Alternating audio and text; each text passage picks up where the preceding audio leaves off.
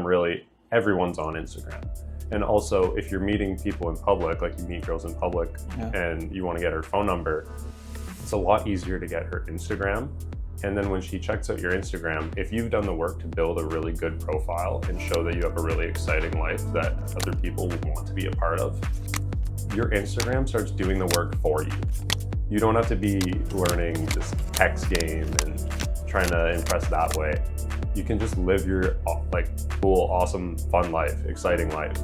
And then when you meet people, they add them on Instagram, they start looking at your Instagram, and they actually want to be a part of your life because of the cool, the excitement that you're building. You okay? Yep. How are you doing? How are you doing, Spence? I'm doing great, Vic. How are you? It's been a year. It's been a year since I saw you.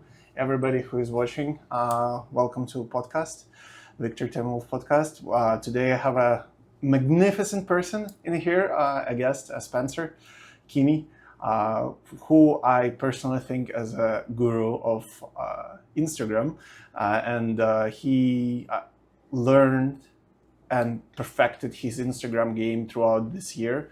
And last time I saw him, he definitely changed his game from something incredible. And thanks for you to be my coach on Instagram, because you actually taught me a lot of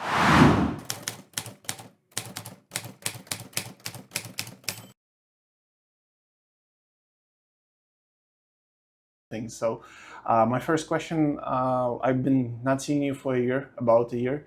How much changed? How did you start coming to realizations that Instagram will be your main thing? Yeah, well, first just want to say thank you for the introduction. And yeah, this past year has been a crazy year of growth. Definitely completely set my life on a different path over the past year. And I went from being a guy in a small town with not many friends and having a really closed off view of the world to going out and exploring and really seeing all that there is to provide in the world, and breaking down a lot of limiting beliefs and barriers I had and pushing myself beyond my boundaries to really grow. What part of town? Where did you grow up? I grew up in small town Sault Ste. Marie, Ontario. It's have a lot of lakes there and stuff, right? I've been passing in my trucking all the time there, and it's so beautiful there. It's no connection of network at all, like no cellular connection, nothing, and it's just so beautiful there. You probably was doing a lot of hunting, fishing, and all of that stuff, right? Yeah, there's definitely a lot of nature and a lot of outdoor activities there. It's not the big city type of feel. Yeah. It's more a small town and very connected to nature and outdoor activities like hunting, fishing, whatnot. Yeah. What your favorite activity was? Fishing. Fishing for girls, I guess. Too. But yeah. I love hunting too. I'm a bow hunter, so I like bow hunting for deer. Yeah. You told me that you able to you was doing bow hunting, not the bow hunting, sorry, but doing archery all the time and nonstop, and you can just do it. It's like meditative and stuff for you. How long you been doing it for? Yeah, archery, my grandpa got me into archery when I was very young. And then while I was in high school, I did it competitively for a little bit. And more so now, it's just for hunting purposes. But archery is an amazing skill. You can learn a lot about your mind when you practice archery. Because a lot of people, when they start, they get into archery in the first place, they'll often have target panic. Mm-hmm. Which is when you bring your sights onto the target, a lot of people react right away and jump, pull the trigger, and they start changing their motions slightly. But the goal is you want to have that nice and controlled and do the exact same execution every single time and not let any of the pressure get to you. Mm-hmm. So it kind of teaches you that skill of dealing with pressure and always executing the importance of always executing the exact same way every single time, and then trusting that the outcome will be right. Yeah, I'm not gonna touch, but it's kind of reminds me of doing trades and marketing because you don't need to apply any emotions to it, right? And it's basically archery is the same thing, right? So no emotion, no nothing. You're just doing the thing over and over again, correct? Yeah, it's super fun too. Yeah. How? Yeah, if you don't mind sharing, how many games did you got in the bow? Bow, I've only shot one deer so far. Okay. No turkey? No, I haven't done any turkey hunting. Okay. Want more Google reviews faster? With Apex NFC, your customer can share their experience with just a tap. More reviews mean more visibility, trust, and growth for your business. Stand out from the competition with Apex NFC. Use the code VictorTimeWolf for 15% off your first order at apexnfc.com. Start growing your reviews today. I remember last year, if you want to talk about this or not, you give me a call and I was planning for this trip, but I want to go without my family. Ooh, yeah, and okay. you like what I should do, and I like first question what I ask you is like, do you want me to listen or you want to input? That's the thing, because I cannot decide for you, right? Like, and some people just want to ventilate or find an answer. For example, for myself, I sometimes talk nonstop just because I find an answer while talking. It's like when I was in second grade, when teacher comes close to me, I'm able to find a solution just by talking to a teacher or somebody standing there, right? So it's like duck effect or something. You need to talk to a doctor, all that stuff. So do you want to explain more in a story what happened last year when you gave me that call? Yeah, so I guess that was about a year ago now.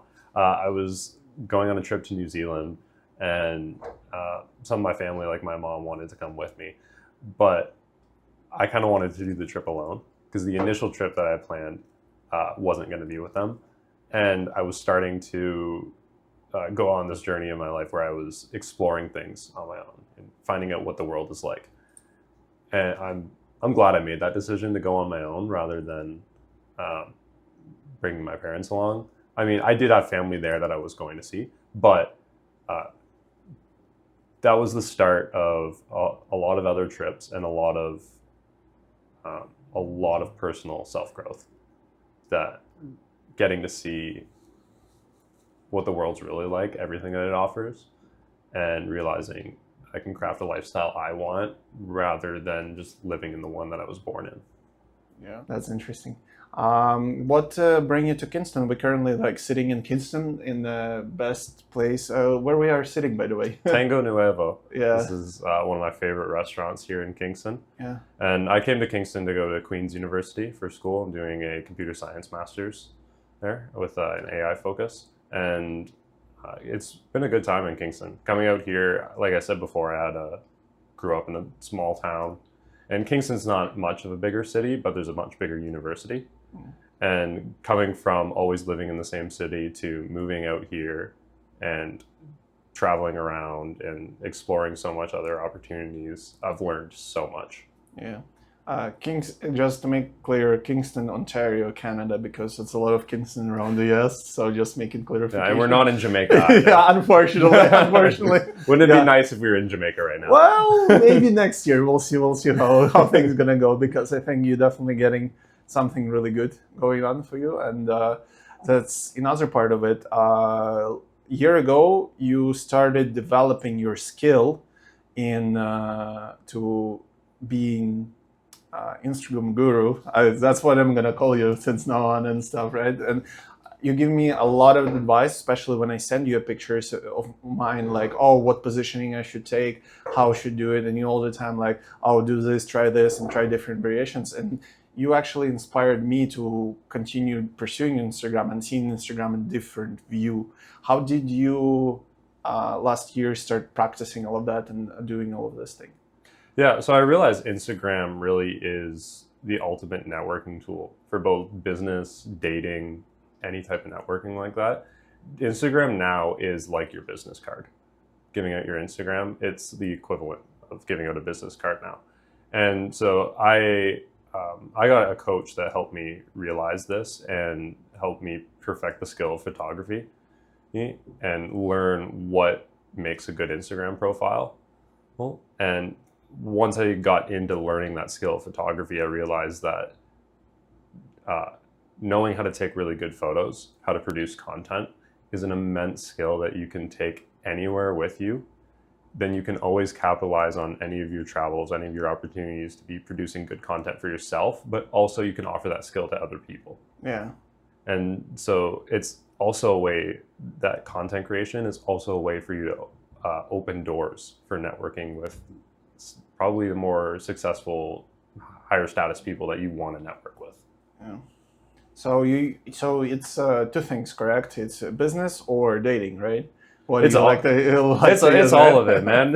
Yeah, but let's touch a little bit on the dating part. Like, why good photography should be caring about having a good way of delivering the line across that you're a really good person, that you can doing cool things in your life, right? That you knowing how you can create your history. Tell me more about like how the history you can make that you love to do all of this stuff. Yeah, so you can, with dating specifically, you can show a lot more on Instagram than you can on a dating app. And there's a lot more users on Instagram than there are on dating apps. Like, I can't remember what the numbers are. I think it's over 2 billion right now. Yeah, I think Tinder is close. I checked the Google stats before, but again, I would be wrong. It's close to 60, Bumble like 80, and Hinge is like close to 40, 50 or something like that. So together, they not even combine the user power of all of that stuff. So Instagram, really, everyone's on Instagram. And also, if you're meeting people in public, like you meet girls in public, and you want to get her phone number, it's a lot easier to get her Instagram. And then when she checks out your Instagram, if you've done the work to build a really good profile and show that you have a really exciting life that other people will want to be a part of, your Instagram starts doing the work for you. You don't have to be learning this text game and trying to impress that way. You can just live your like cool, awesome, fun life, exciting life. And then when you meet people, they add them on Instagram, they start looking at your Instagram, and they actually want to be a part of your life because of the cool, the excitement that you're building. Yeah, that's actually got really good with me to understand that not only you can do business, but as well as dating and connecting with people. You told me a story that one person went and checked your Instagram, and he was business related and stuff. But at the beginning, I think he was doing it for dating, right? Like, so you're doing it for dating, but it went to the business, and that's the best part, right? Like that you're able to actually develop the skill and talk to all of that. So I talked to you today about photograph at Paramount Hill, and you give me advice. Can you describe what advice he was giving me today? Oh yeah, I mean, there's when you get into learning photography, there's a lot of stuff like the rule of thirds, for example, was a specific advice that I was giving you. And you get into photography, really it's art. And there's a lot of concepts that I learned in my art classes in high school that apply to photography as well. And so when I was getting into photography, I found it really easy to pick up and learn because I knew a lot of those skills already. And so there's a lot of the concepts like rule of thirds or leading lines, etc., that can bring the composition of the photo together better. And that's something that we talked about specifically with your photo. Yeah. Well, I will be showing everybody like how I look and what advice he was giving me and stuff. So people will see. I'll see that. So it's will be really interesting to actually explain why having actually good coach and or guru guiding you with all the filming and all the stuff. That's what's important. My biggest question would be is like, what are you planning to do with your Instagram? Are you planning to grow it more? Are you planning to get something bigger? What's the plan for the future? Yeah, I mean, now that I've gotten it to where it is, I've realized that this is, I'm learning the skill of branding, personal branding, by building my Instagram like this. And personal branding really is how people are making money nowadays.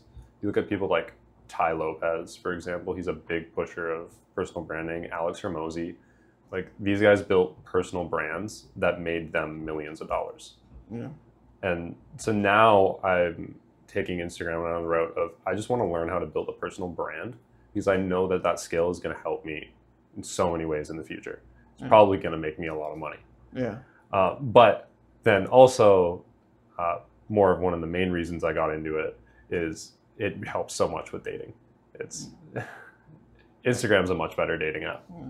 How was it? Tell me more. How was you before your Instagram, before you was developing? How was dating for you? Yeah, I mean, before it's like you go on Tinder and you probably have some bad Tinder photos and you're struggling to get matches because that's how Tinder works. It's so many guys have no success, and then only a small fraction of guys at the very top get all the success. And so switching over to Instagram, I realized that there was a way that I could start to push myself into that top percent. And now, I mean, you go from before with like struggling to get matches to now sometimes I get randomly recognized by people out on the street, and people will see my Instagram before I've ever even met them. And then once I do meet them, they already have a good impression of me because they've seen my videos or seen my posts. They've seen content that I produce and they already like it. They already think it's interesting. And it's a high quality as well. Exactly. Yeah, of course. To do it in standard. That's exciting. Yeah. What other stories you have, like not with dating or business, what you was unexpected that your Instagram provided for you, like a value to your life? Ooh, and a value that I did not expect it to provide. I think I didn't realize at first how much I was going to enjoy the content creation. At the beginning, I was forcing myself to go through it and just do it to build the Instagram, get that done. But I realized along the way that I did really enjoy it. And then that content creation became something that I could consider using in the future for a skill for making money, let's say. Like starting a photography business or using it as a way to network with people. If there's a guy that I maybe want to do business with, offering to do some content for him. Yeah. So it just surprised me that it opened up more doors than I was expecting. And that's what we're looking for. Yeah, it does. And that's what we're looking for sometimes, right? And opportunities, right? But sometimes we don't want to even seize them, right? We see an opportunity, but we don't go and take them. And I think Instagram, the way how I see it, like I have a lot of traction, like not a lot of traction, but I go and I basically we together work as well. We're trying to get business going as well, and it's selling stands. And when I go to the place and I show them my Instagrams, they're like already, oh, cool, do you do all of this stuff? And I just tell them stories about how I travel and all of that, and they're already interested to be. So you have something to talk, something to connect, and that's what sometimes people craving for. My other question on a brand, what kind of brand you see yourself in the next 5 years for yourself? I actually have something to add to our previous question. Yeah, for sure. Go ahead. So another thing is working on the Instagram and working on my network in a sense. There's so many other opportunities. Like us being here right now is in this awesome location is only because I started working on this, and I started working on my Instagram and working on my network and trying to learn like the people in my city, learn what the locations are, and get well connected in everything.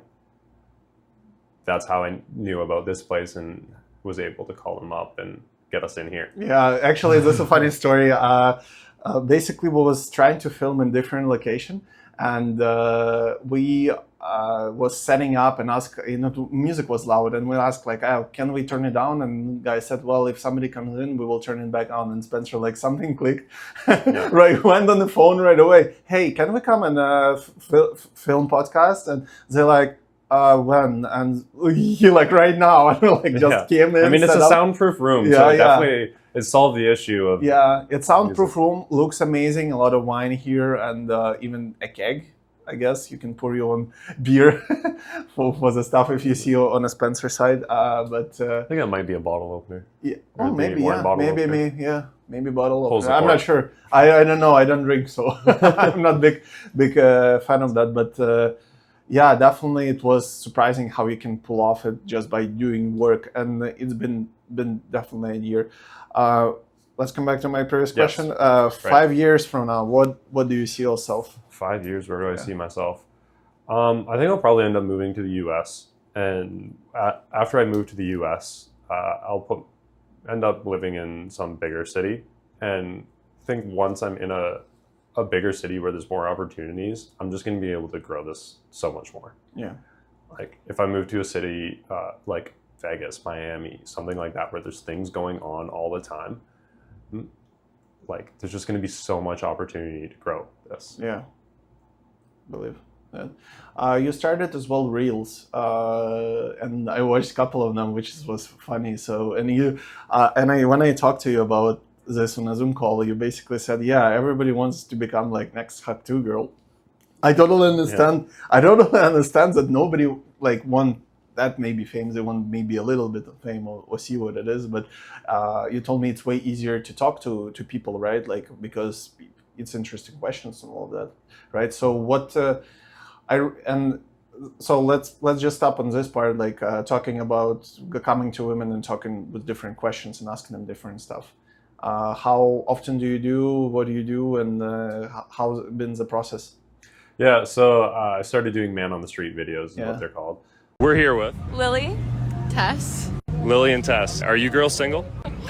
Complicated. No, I'm not single. Do either of you have guy friends? Yes. Yeah, love it. Would you date any of them if they said they had feelings for you? No. No, because I'm with someone right now. And that's not the only reason, but that's the main reason. If you were single though? I would not. Well, that's like the type of video where the Hawk Tour girl got famous. And I realized they're just so funny to watch, but they're also just so fun to produce. Decided I was going to go out and start filming some, and it's a great way to, honestly, a great way to meet people as well. Because I'm meeting new people every time I go out and film them and hearing hilarious stories. Yeah. What the girl snuck out from a fully alarmed system house, something like that. I don't know. Yeah, I had a good laugh. Her parents installed alarms in a security system in the house because she was sneaking out the window in high school. What is one secret that you haven't told your parents?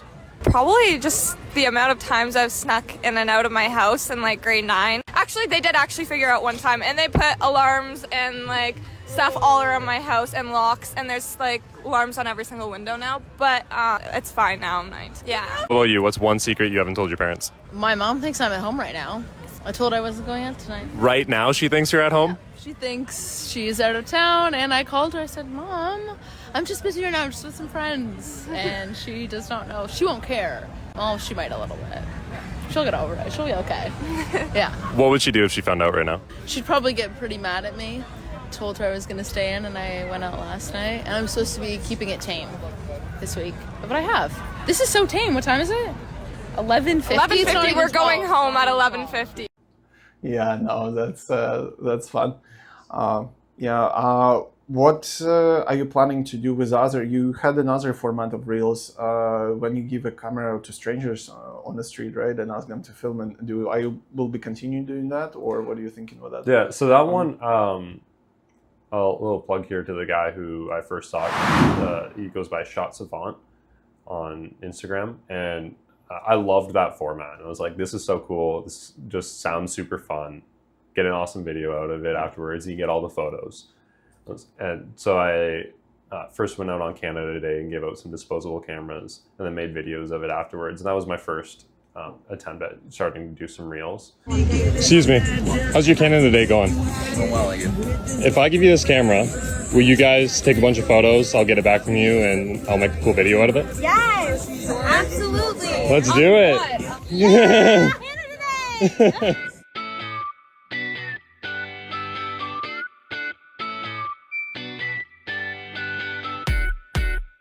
And more so now I'm doing the man on the street videos, and I wanted to keep doing the man on the street videos, do those every week and post them every couple days or something along those lines. Excuse me, how's your Canada Day going? Good. I got a question. If I give you this camera, will you take a bunch of photos with it? Okay. You know the drill? And we'll make a video? Yeah. Let's do it.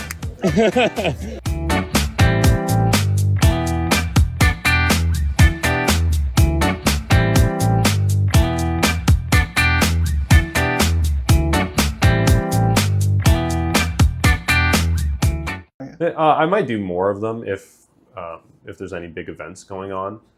But I realize that they're a bit more costly than like man on the street videos, for example. Man on the street, there's no cost to it. Where you can do that completely free. But the disposable cameras, you have to actually buy the camera and develop the photos afterwards. So doing that on a recurring basis, that cost can add up. So if you don't have an income stream coming from it as well, it's kind of like a sunk cost. Gotcha. Who is filming Men on the Street? I always get a friend to film those. Yeah. We take turns. We do them for each other. Oh, really? Yeah. And does friend interview as well, or? Yeah, he does. He's posting some too. Barry Windover, he's a guy here in Kingston, and so you can find him on Instagram as well. We're both doing them, filming them. Yeah, that's actually interesting. So you have kind of theater, kind of production going on. Yeah. It's exciting. Does body count matter? Nope. No. Is there a number for a man that would be too high? I talked to this guy the other day, and he had said his conversation starter with me is that he had had sex with 100 women. How about for a woman? What body count is too high for a woman? That's hard to say. That is a hard one. I'm gonna say the same, 100. I'm gonna keep it equal. Really? 100? It's 99. 99's good. Let's do some quick questions, lightning room, and add up. Unless you have any other topics you want to discuss. It's called lightning room. So basically, quick questions and answers for you. If you would be 5 years younger, what you would do? If I was 5 years younger, what would I do? That is a really interesting question. That's deep. I like that. I guess if I was 5 years younger, I'd be starting university, going into my undergrad. I decided to stay home for my undergrad, which I guess it worked out well for me because I did save a lot of money, and I was able to use that money this year to start investing into other opportunities that have gotten me so much more growth. But if I was to give the advice to someone else at that age, I would say get out of your hometown, go to another university, go to a big city, and start, just explore. Get out, because you have to move. If you keep yourself in your hometown and just around your family and close friends that you've had for all those years, you have a very restrictive mindset, and you don't know what is out there. But as soon as you get out and go live in another city and start exploring, you see that there's actually so much more, and you can craft life how you want it. Hey guys, Victor is here. Unfortunately, we lost the footage while filming with Spencer because some girl named Becky was calling him to ask what he was up to this evening. But this is not important. What is important is that Spencer left specially for you how to start your Instagram, how to film, how to edit, and how to set up your Instagram in a bio down below. So check it out and follow the link. Let's continue with the show. If person have nothing on his Instagram, he doesn't have even an account, what he should start with? If he has nothing? Yeah, zero. Yeah, he doesn't have even an account. So he just watched this video, I want to do it. What I should do. Yeah, that's actually my favorite. When I'm coaching guys who have nothing on their profile, it's great because we have a clean slate that we can start from. And it's not like they already think of using Instagram a certain way and we have to reprogram that. They have nothing. So we can build the foundation really strong. The first thing you need is 9 photos. You need at least that 3x3 grid, because if you have less than that, you start to not look like a real person. You're going to look like a bot account. So the first thing is you want to get 9 photos and get those up as quick as possible. And I like to say that you really should be striving for photos that look high status. So you're taking them in really nice locations or with nice cars, whatnot. And the other trick is that they should all be candid photos. A lot of guys will take their Instagram, it looks like a bunch of photos of them and their friends, the guys, at the football game, drinking beers. And it's just all them with their beers in their hands, staring at the camera. And when your Instagram page looks like that, you just look like every other dude. You don't look special. You don't stand out. But if you have a Instagram that shows you traveling around the world, and it's you walking around in all these cool locations with these nice cars, suddenly you stand out. You don't look like the average guy. So when someone comes across your Instagram, they pause for a moment and go, wait, who is this? Who is that guy? Then they look a little bit further and go, hey, this guy's pretty cool. Actually, I'd like to get to know him. And so that's really what you got to be striving to do. Yeah. You told me a story while we were having dinner that one girl, you came back to your hometown, and one girl said, "Are you Spencer?" And basically your mom was there and she was surprised, like, what's going on? Oh yeah, this was hilarious. Yeah, that's, you want to share this story? Yeah, for sure. So yeah, I went back and visited my hometown, and so me and my mom are going out to a burger joint. We're grabbing burgers, and the girl behind the counter, she's just like, "Hey, this is going to be a weird question, but is your name Spencer?" I'm like, yeah. I didn't recognize her. She's like, "I follow you on Instagram. I love your photos. Absolutely love them. I show them to my dad. They're like amazing." It's just like, wow, okay. And my mom's standing there like listening to this and like, what the hell is going on? Yeah. Right? Because I've reached the point now where I'm starting to get recognized by random people. So it's interesting. Yeah. Okay. Are you ready for the best last question? Okay. Building up the tension for it. No. It's gonna simple question. How do you see Instagram dating in the future? Instagram dating, is this like a broad, like high level question? Well, it's up What to is you. this? Or is this like, how do I see it for me? Yeah. For From me? your point of view, right? Oh gosh. I mean, I probably will completely switch to Instagram being like just my primary dating app, and giving like zero effort into using stuff like Tinder or whatnot. Because Instagram, the other nice thing about Instagram, I talked about before, you can show so much more on Instagram than you can on Tinder, let's say. On Instagram, you can also show your network and the people that you're related to, or like who you have connections with.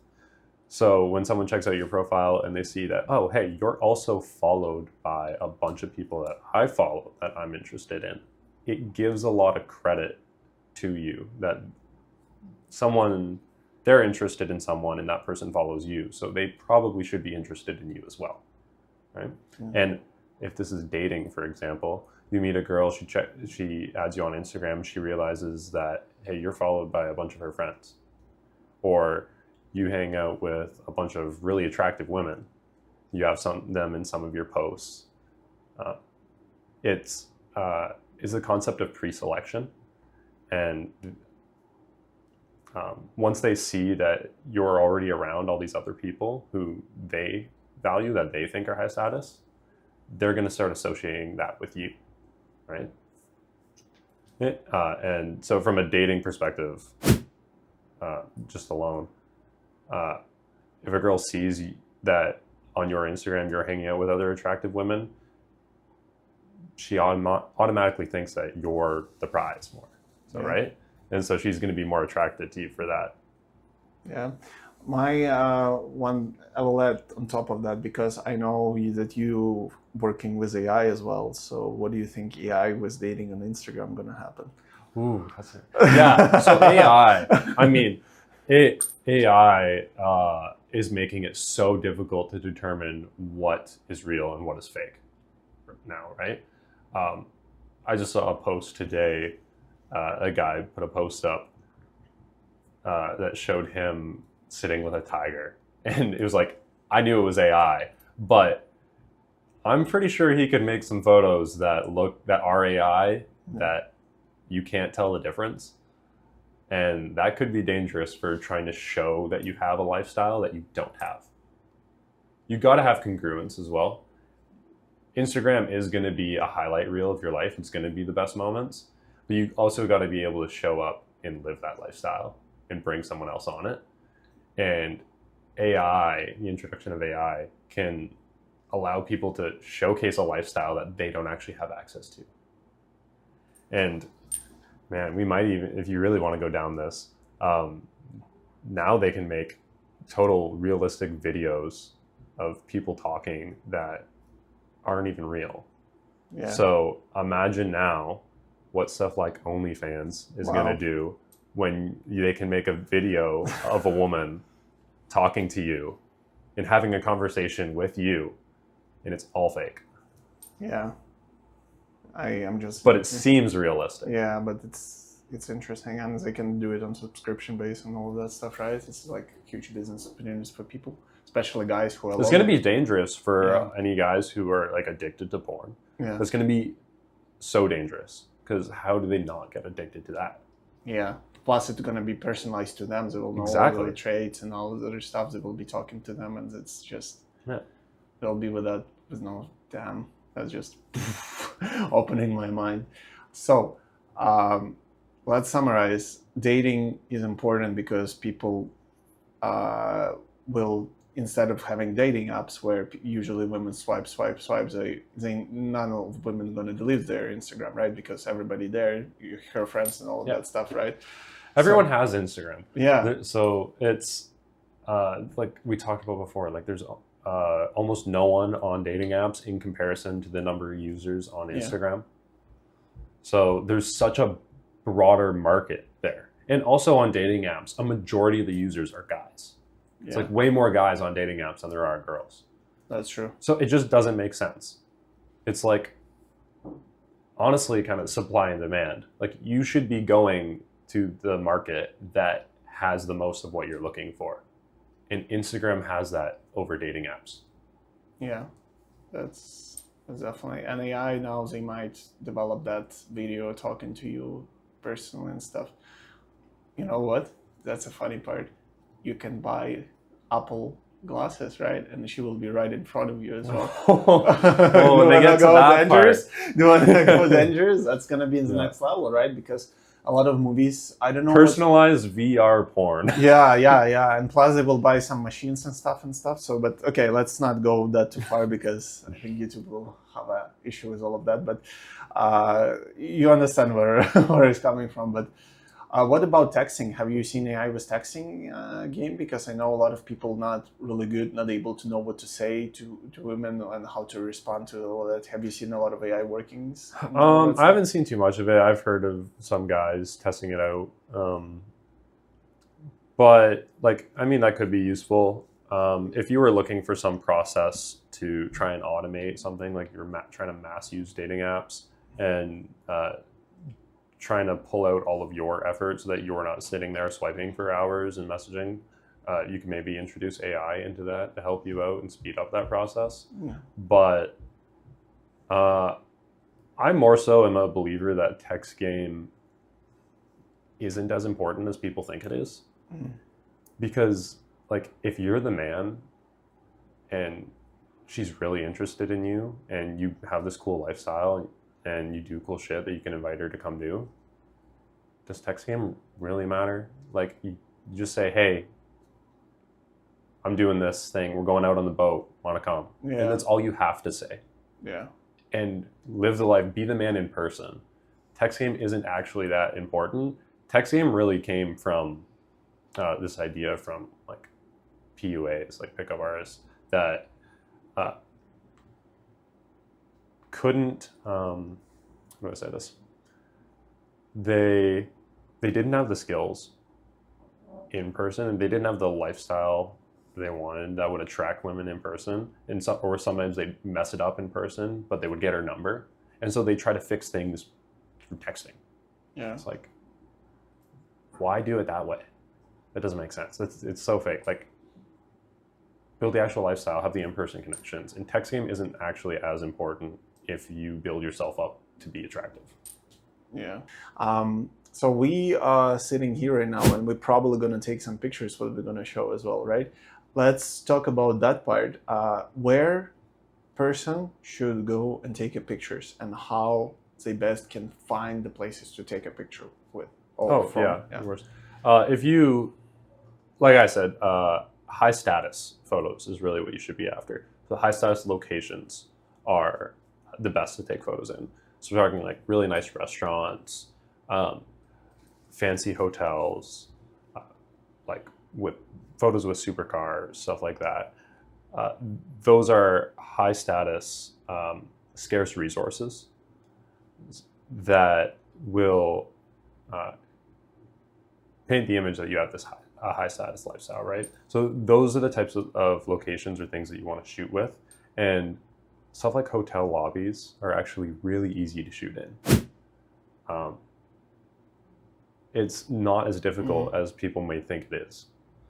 Like, we're here filming this episode right now, and afterwards we're probably going to take some photos here. And if you learn the skill of photography, you can take photos anywhere you are. Yeah. Right? So anytime that you're in a cool location, you can snap a couple photos real quick, and you don't have to be like, oh shoot, I got to get a photographer or whatnot. Or you have that skill that you can take with you anywhere. Or if you're traveling, you can take photos on the go. Yeah. How you can find them? Like, if you, How for to find example, them? Yeah. for example, I'm traveling, right, and I'm going, let's say, Kingston, Jamaica. So what's my first go-to finding the good quality photos? Yeah, I mean, you have an idea of some types of locations that you might want to shoot in already. Like, let's think, are you looking for hotel lobbies or restaurants? Then you can go on Google Maps and just start looking for locations on there, find those locations, and then maybe search them up on Instagram. And go on Instagram, check out the tags, find the location, and then what you're gonna find on Instagram like that is you're gonna see all the photos that have been posted on Instagram where they've tagged that location. So all the photos from this location on Instagram. You can start going through and find a photo that looks good. Find an already really well done photo at this location, and it's R&D, rip off and duplicate. Yeah. Right? Just copy that. I just actually went over this really in depth and showed how to do it on one of our SOU School of Unplugging calls. Yeah. So if guys are really looking for, they really want to get into this, there's a call in there. They can join the school and. Yeah. So. I like that you talk and you provide a lot of value in the groups as well. So basically help people to build their own Instagram, because you see value in, like, so streamlined, and it's your passion, and you can just see how excited you are talking about it and even developing all of this. I even did what you recommended a couple times, and I already know next time I'm going to some cities and stuff, I will try to do your advice to find location, or even go look hashtags or places where, and just see, which is good. So it's really interesting. I like to plan it out ahead of time. If I have the time to, before I visit somewhere, I'll plan out locations ahead of time by going on Instagram or Google and doing some research, compiling a list of those photo locations. And then while I'm there, I can just go out and I already have a list of a bunch of places to take photos. Yeah. So you can condense that time and get a whole bunch of content in that one short amount of time. And you did all the work before even going here, so it doesn't really take from your trip. Yeah, I gotcha. That's well. I will just change quickly, Will, on the best hobby we have together and the best connection we have together for over a year. We was playing chess for 1 year. And the score is, I don't know, I think I won twice. You and I lost like 6 games now, and I think we're 6-2. Yeah, and right now the game what we're playing, it will be probably 2-7. So I will continue improving my tactic. Don't worry, I will get there. But you love chess? I love chess. Chess is fun. I got into that a few years ago. I think during COVID is when I started. I mean, we're locked in the house, couldn't do anything, so I started playing chess online. Yeah. Chess is fun. It's works your brain. Yeah, I thank you for being the best, let's say, partner in the game, because it was so much fun to play with you. Like, so much stupid shit I did on the board, it's not even explainable.